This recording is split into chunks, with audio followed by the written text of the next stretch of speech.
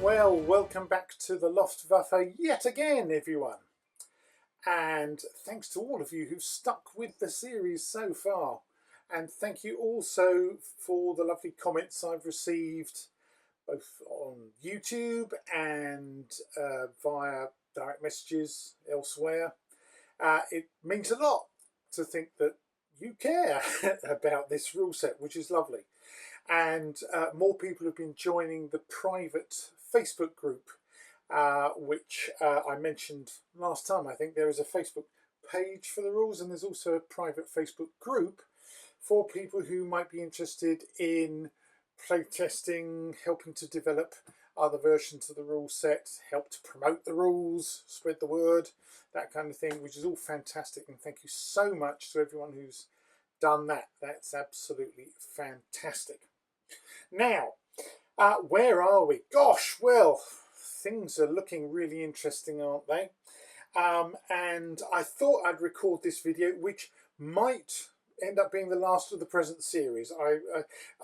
The purpose of these videos was to demonstrate the various facets of the rules, and we've covered quite a few things, but I think I definitely needed to do this one because this will be the first time that potentially, we don't know what's going to happen, but potentially the cavalry might start getting involved, which would be nice, wouldn't it? Because it would be nice to show you how the cavalry rules work. And also, of course, we've got the Borg howitzer, which just unlimbered. So potentially that's going to come into action as well. Yes, it's certainly reaching, I think it would be fair to say, a crunch point where also you're going to see some different aspects of the reaction test, because if troops want to get stuck in at close quarters, obviously that's a classic example of a moment where you would test for reaction, both for the people who are thinking of making the attack, launching a charge, will they have enough courage to do so? And then, of course, any unit that's preparing to receive a charge, do they feel like they want to stick around to get stuck in with the people hurtling towards them? So there might be some of that this move. I think we're close enough, as you can see, all over the place. But also I think that the primary thing that you have learned through these videos, I hope, is the importance of leadership. The times when you might want your brigadier or general to get involved, where you would want to place them to make them most effective so that they're kind of in control of the units that are nominally under their command. These are really important things, as well as making those decisions about what are you going to do. And to be honest, this little scenario, which is based, as you might remember, let's go back to video number 1, based on a little scenario that was included in Charles Grant's The War Game back in 1971 as a way of demonstrating his rules, though on a much bigger table. You can see how difficult a setup this actually is. It's really challenging tactically because on the one hand, yes, there's very obvious tactical objective, the crossroads, and obviously these two advance guards, their task is seize the crossroads. But the terrain's actually really confining. We've got sort of dense woodland over here. There's dense woodland and ponds and goodness knows what over on the table edge closest to your viewing point.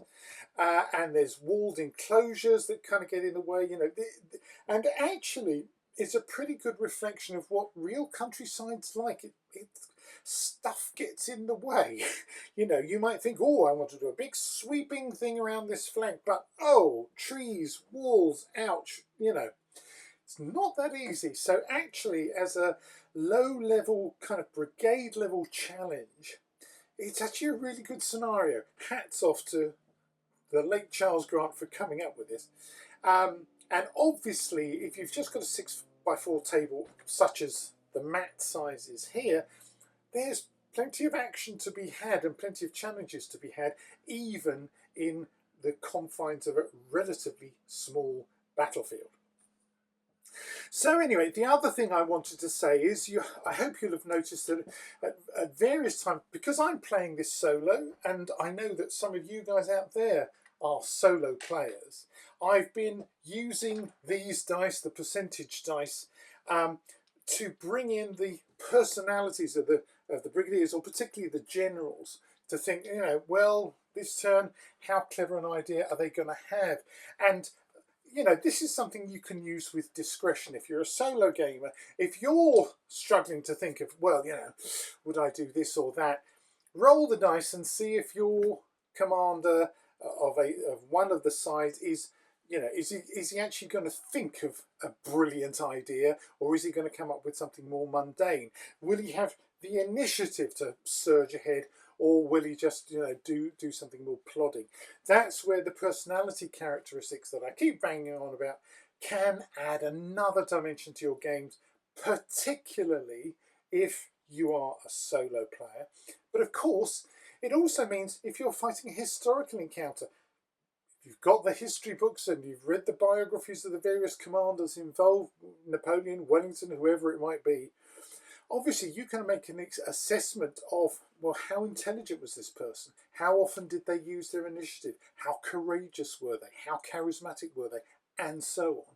So that you could actually do the same thing for historical commanders on your battlefield. You can make an assessment of what their personality characteristics ought to be, and you know, and of course we know no one's perfect. Not even Napoleon was perfect. He had his off days. And you know, the various famous brigadiers or generals of division and those kind of people, not just in the Napoleonic period, of course, it could be any time through the horse and musket era. Think of the charge of the Light Brigade at Balaclava. Well, what can we say about Lord Look-on and the Earl of Cardigan? You know, you can imagine what their characteristics might be. It's entirely possible you might think that the commander of the Light Brigade had more initiative and courage, personal courage, than perhaps intelligence. So there we are. You can easily adapt that sort of personality characteristics for a historical setting as well. Anyway, I don't want to dribble on too much about that kind of thing, because I think what you're asking for is, come on, Henry, what happens next? And that's the impression I'm getting from some of the comments, which is fantastic. So here we are on this turn. Was it turn 5, something like that? And the first thing we need to do is, who's got the initiative? Because I think this could be critical. Remember, Borg have got the black dice. Prunkland has the red dice. So let's see how it turns out. Well, disappointing for Prunkland. Well done, the Borg. They have the initiative. Ha! And so the general thinks, what do I want to happen now? Because I can see that there's trouble brewing here.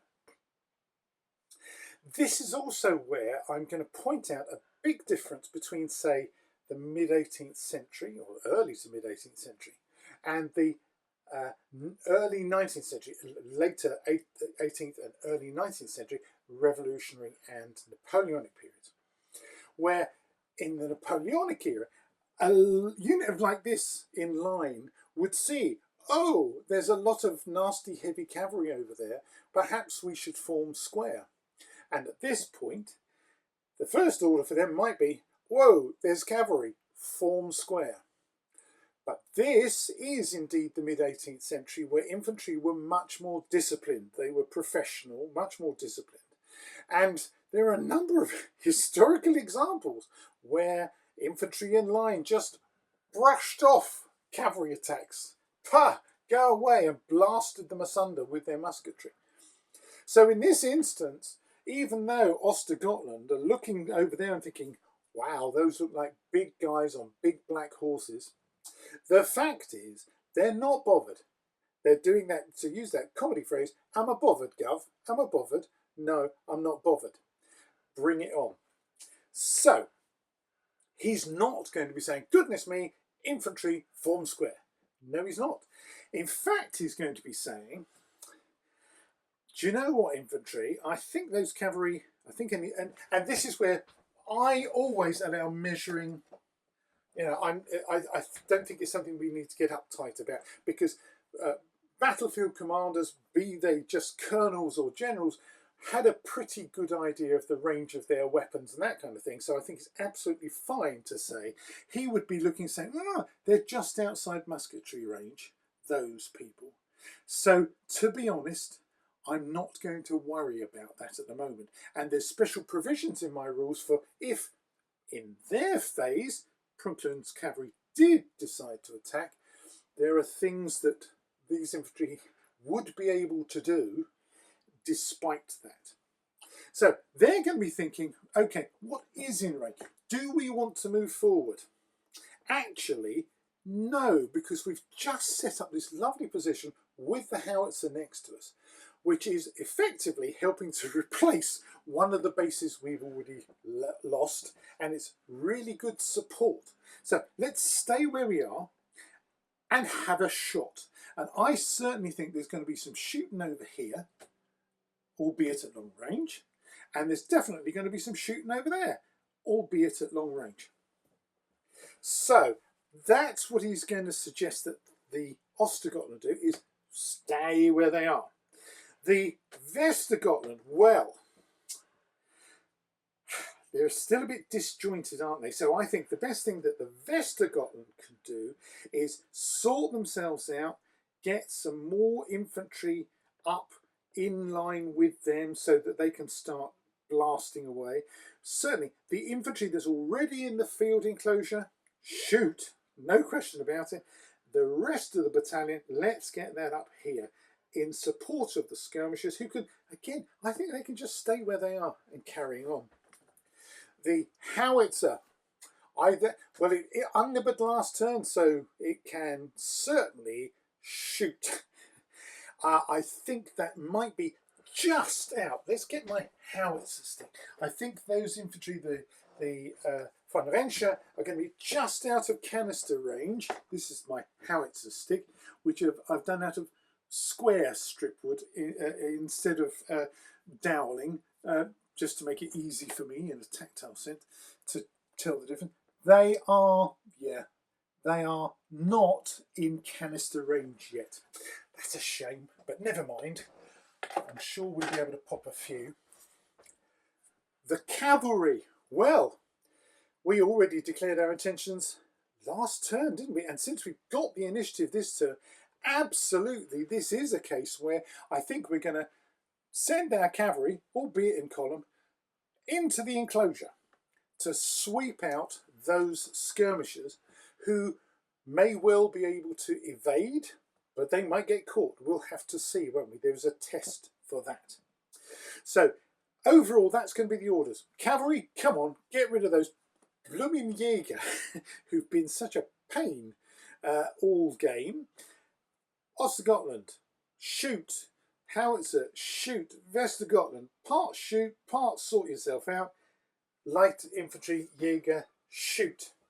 So this is where we ask ourselves, okay, who's in command? The infantry brigadier is going to roll first to see how. Don't have to. You could roll for the cavalry first. I've just got in my head infantry, then cavalry, and all the rest of it.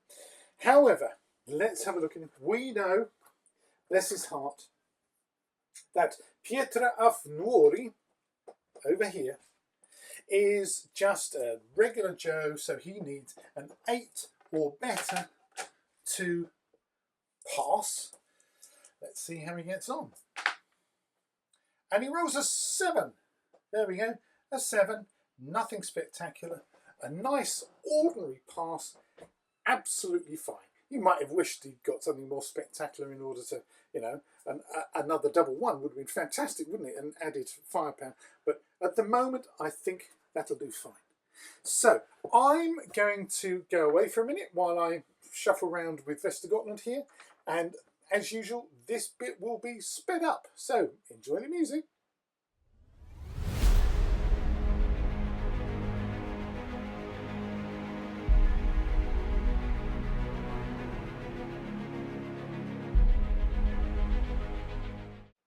Okay, that's the Västergötland sorted. So with these guys staying where they are, I suppose I could just move the Brigadier in with them for a little bit. But with those guys, the Ostrogothland staying where they are, and obviously the Howitzer staying where it is, I need to now go around the other side of the table to deal with what's happening with the cavalry. But as we've already said, they're going to go in, well, technically they would have to go in twos to get through that gap, so I'll have to do a bit of fiddling with their movement. But we also need to find out what's going to happen with the infantry. Anyway, the cavalry is being ordered to attack. So the important thing is that we'll first of all need to know what the leadership quotient going to do here. Is the commander of the cavalry, who, remind ourselves, is Anton af Kilpi, is he going to add to, detract from, or just be neutral in terms of their abilities? So let's roll for him. Again, it's an 8 or less. Oh, he rolls a 3. That's excellent. Passed by more than 2. So if you remember, if you pass by a margin of 2 or more, then add 2 base widths to the movement of his mounted units and 1 base width to all other units. That's a voluntary addition. But I think under the circumstances, do you know what? I think we'll take that. So the situation is the cavalry is going to go and plunge into the walled enclosure. At which point, of course, the Jaeger are now thinking, oh, hang on a minute, not sure I want to be here anymore. So this is where evasion potentially comes out. Okay, so what we look for is charging, countercharging, and evading. Okay, evaders of B class or C. Remember, it's skirmishers and light infantry and light cavalry are able to evade. Other troop types, not so much. But they suffer a compulsory delay of 1 base width from their move, and so will be caught at a standstill if the chargers are within that distance at the start of their move. They're not. The cavalry have actually got to turn and do all sorts of things. Okay. Evaders who don't shoot at their attackers can move their standard move distance for the terrain they're occupying, plus D3 base widths. If they opt to shoot before evading, this is reduced to adding 2D2 base widths. Well, given the circumstances, they're skirmishers, so they can shoot wherever they like. And actually, for those units in the field, they can shoot through the gate at the cavalry, the front of the cavalry there, who are exposed. So I would say, yes, let's forfeit a base width. So they would be able to move their standard move distance, which for skirmishers, of course, is that skirmishing infantry can move 5. So their evade could be as much as 7 base widths. And they're going to shoot first. Okay? So the rules is, look at page 16, folks, in your rule book. It's all on page 16. Okay? So, first of all, they're going to try and shoot. Now remember, it's only 1 dice per base for light infantry. And it's a normal range for this base, long range for that base. So, it would be a... Oh, and they're using rifles, aren't they? I've got those wrong. Stick out, ladies and gentlemen. Be careful which stick you have. So these guys, normal. Oh, they're both at normal. That makes things simpler, doesn't it? So it's 4s, 5s, and 6s. Let's have a look at the circumstances. But they will be moving this term, so it's going to be -1. So it's going to be 5s and 6s. 2 chances of a 5 and 6. No, they don't. Okay. So what we're going to do here is go over to the light infantry with my tape measure, and they will evade immediately.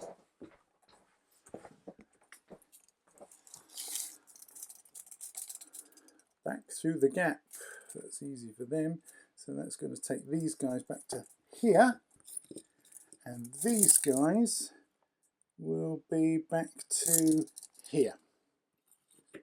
Okay.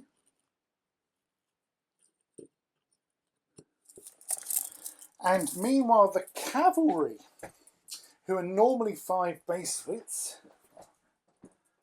remember the cavalry are normally 5 base widths, but they're going to be passing through a defile, which is the gate, okay? And passing through a defile, let's have a look, is narrow.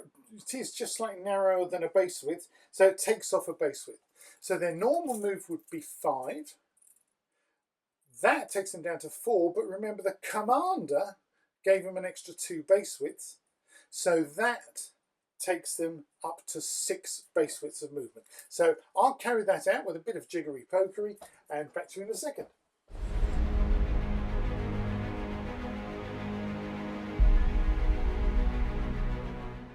Okay folks, so as you can see, the cavalry has now shunted the light infantry out of that enclosure.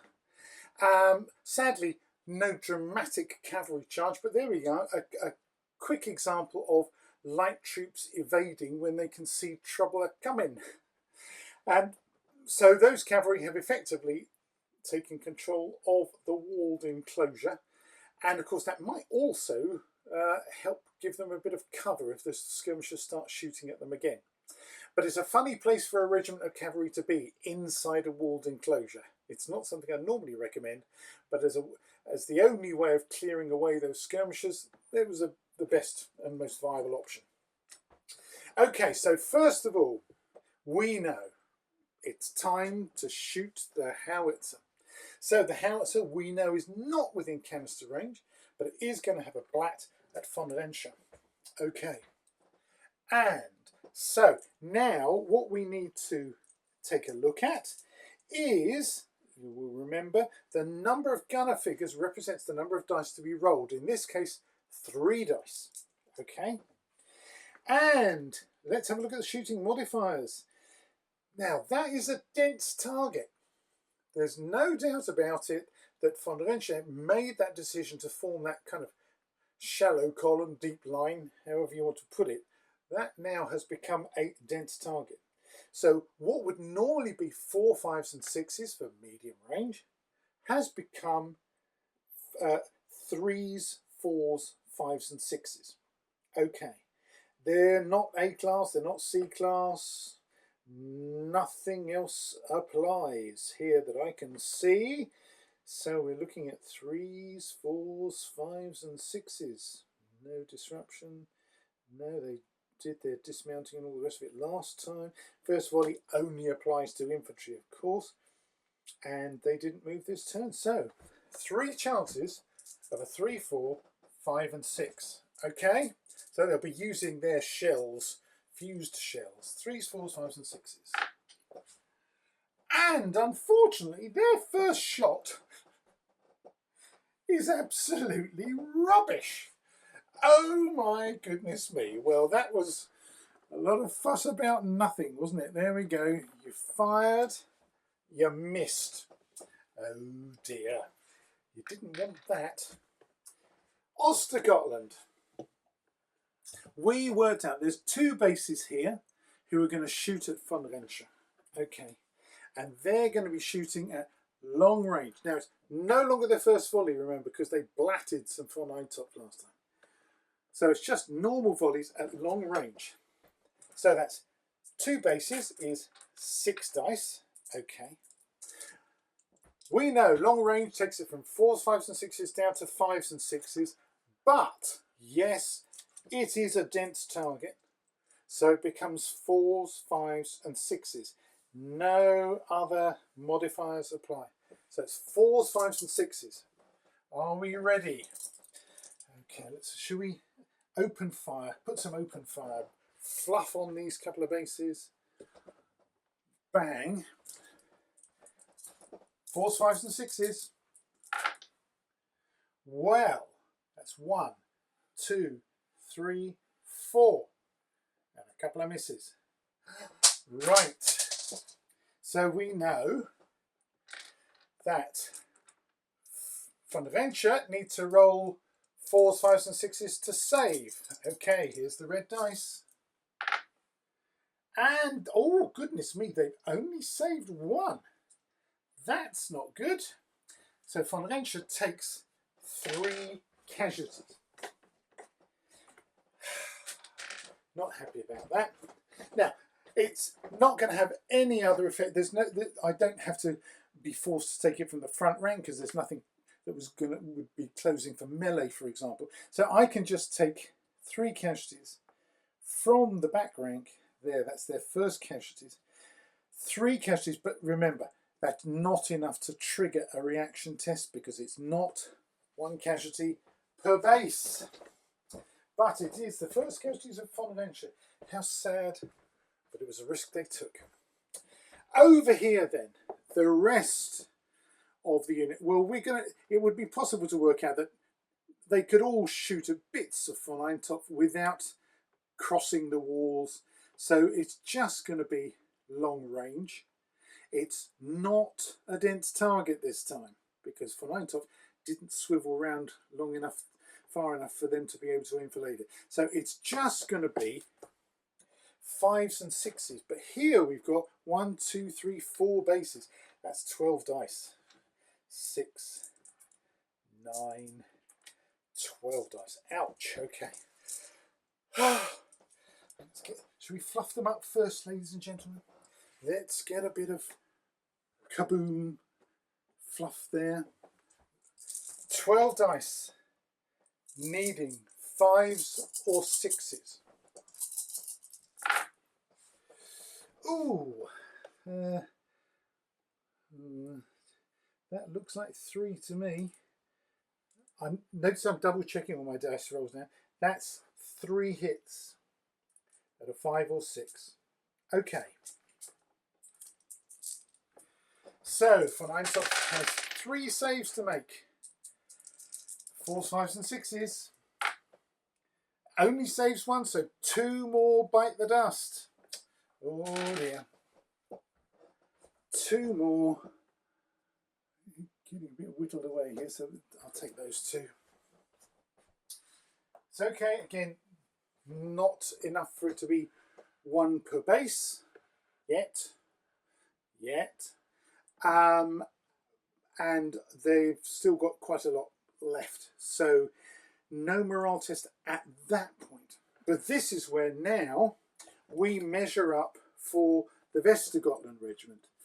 And again, ooh, well, they could shoot at them, they could shoot at them. Okay, so I think there's going to be 2 bases where Fun Eintopf don't get any benefit of cover, but another base over here where they would. These have all moved, obviously, up to that point onwards. They all moved their full distance. So, however, this is going to be first volley, isn't it? I think. Is it going to be first volley? No, it's not going to be first volley for that bit of Västergötland. Correct myself. No, that would be, but not for these. Okay, so the range is, for all of them, normal range. So it would be 4s, 5s and 6s. So we've got 2 bases shooting without the encumbrance of the enemy being in cover. So those guys are about to shoot. So 6 dice at 4, 5 or 6. Not their first volley. 6 dice at 4, 5 or 6. Let's do them.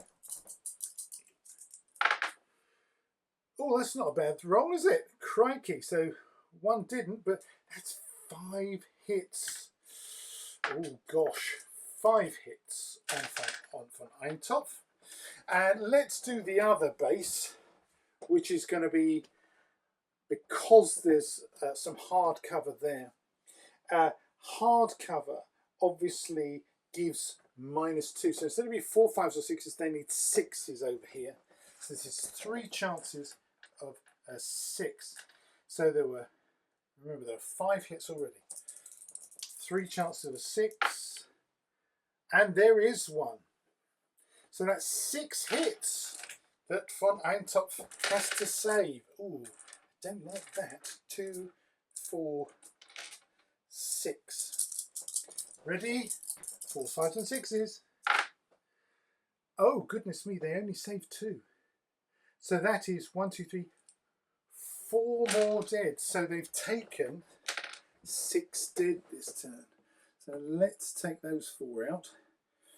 The line shrinks. Gosh. So that's 6 hits. Now remember, they had another base. That's 1, 2, 3, 4, 5, 6 and a bit. So it's still not quite 1 hit per base, but they are getting whittled down. And that's an uncomfortable position for them to be in. Yes, they're not at half strength yet. So for the moment, they can carry on. Just not as happy as they were, I've got to say. There's a bit of kind of like grumbling in the ranks, I would have thought. And of course, what we haven't done yet is the light infantry. Those Vestergotland can't shoot, but the light infantry can. And we are 2 at normal range and 2 at long range. Remember, it's only 1 dice per base. So the 2 at long range need 5s or 6s. There's nothing else going on there. So 5s or 6s, and they fail. And the 2 at normal range, 4s, 5s and 6s, there's 1 hit. Can it be saved?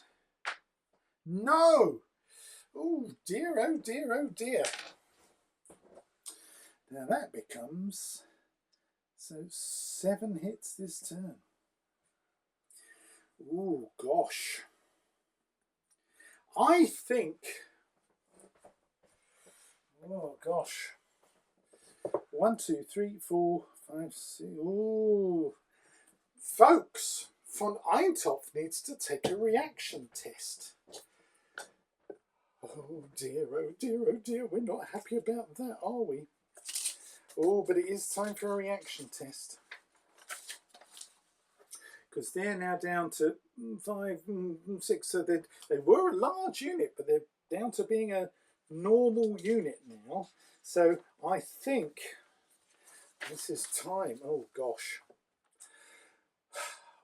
Well done, guys. Oh, I should acknowledge that the skirmishers shot a bit, shouldn't I?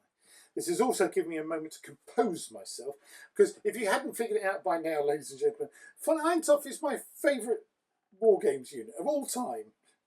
They've been through many, many battles with me, and it pains me to see them in this condition. So, wow, yeah. Okay. So they are now, they are in range of their brigadier. Okay. So that's okay. Wish it was the general, but he's over there. But they're within range of the brigadier. So they've got 2 points for a B-class commander who is within range. So they start with 2. And this is where I'll bring it in straight away. But they've taken 7 casualties. So 2 minus 7, they're currently on -5. Okay, that's not good. They are a normal sized unit. Yes, they are, but that's 0. They are, well, half of them was advancing. Do you recall? So I'll give them the +1 there. So that takes them to -4. The closest cover, well, the closest enemy is in hard cover. Oh dear, so that takes them down to -6. But they're in close order, which takes them to -4. And they are supported. They've got the cavalry there, and they're well supported. So that takes them to -2. The disruption in melee and class in melee doesn't count for anything. So they're currently on -2. And they need to get to a score of, and this is what we double check, isn't it? The B class, they need to get to a score of 8. And they're on -2. Oh dear. That means they need to roll 10 or better. I can't think of any pluses. I'd love to be able to give them more pluses, but I can't give them any more pluses. They need to roll a 10 or better. Here we go. And they roll 4. Oh dear. That means they failed their test by 6. So we turn to the reaction test results and we can see that they are advancing, but it failed by more than 5 points. So von Eintopf has to rout. I can't believe it. Von Eintopf has to rout. And you'll see the definition of rout is that it immediately turns about 180 degrees with no deduction. Oh, we really didn't want this. That's a lousy dice roll. But there we go. It turns around 180 degrees immediately. Okay. Oh, dear, dear, dear, dear, dear. Well done, Vestergotland and the snipers and everyone else.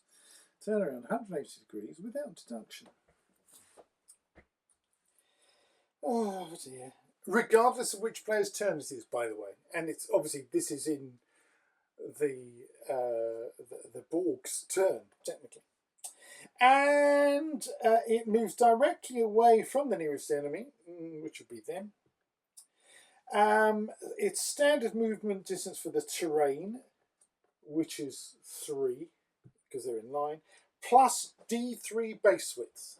And a D3 is obviously, you take a D6, 1 and 2 is 1, 3 and 4 is 2, 5 and 6 is 3. So, as a 4, so it adds 2 base widths to its move, so it moves 5 base widths away. It will continue to move at this speed during each of its own movement phases until or unless rallied to a better morale state or the unit disperses or leaves the table. Subsequent moves should be made directly towards its own table edge. So this time it's going to be heading that way, and then it will turn towards its own table edge. And if they couldn't have found a gap to pass through of at least 1 base width, then it would basically would shove its way through friends and that kind of thing. Okay, and their move distance is not subject to leadership variation. So immediately, this is humiliating. I hope you understand it. The cavalry brigadier goes, what's going on? That means that von Eintopf, and of course they're all higgledy-piggledy disordered now, so you don't have to do them very neatly. Okay, obviously there's a bit of a hill there, so they're going to have to slow down a little bit.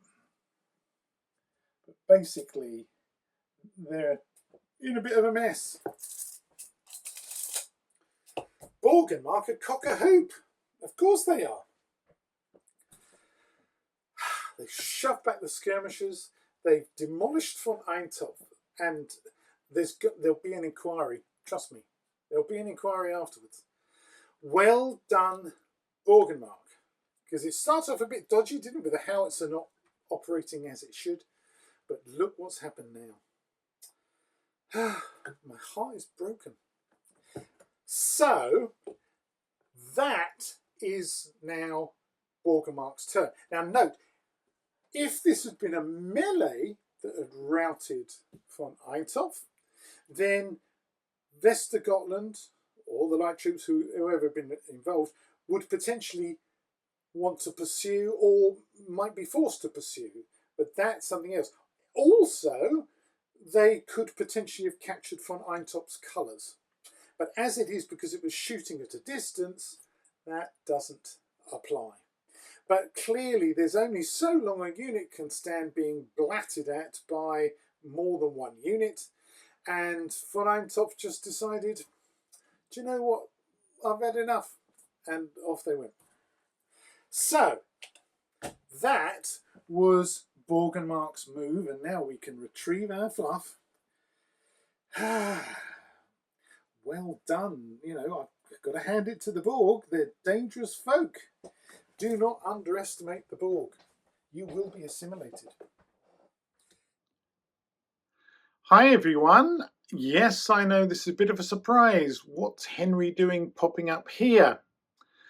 Well, the reason is that, as you can probably tell, this last turn turned out to be quite exciting with a lot going on, and my beloved Prunkland suffering, I hate to say. And so I know that some of the other videos had run on longer than I'd anticipated, but this one really ran on to something like an hour and a half of recording.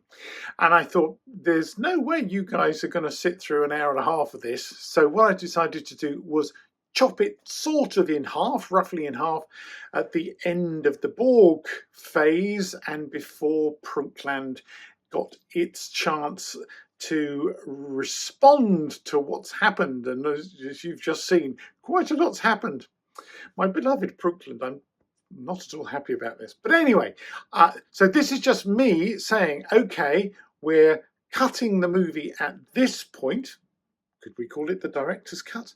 And finishing the video 7 here, and then I'll be back again very shortly because I'm actually in the process of editing. I don't know if you can see over my shoulder. I'm actually in the process of editing the next video, which will be video 8, which will be the absolute climax. Can Prunkland finally achieve that breakthrough and take the crossroads? So come back again soon, please, and I hope you've enjoyed this bit.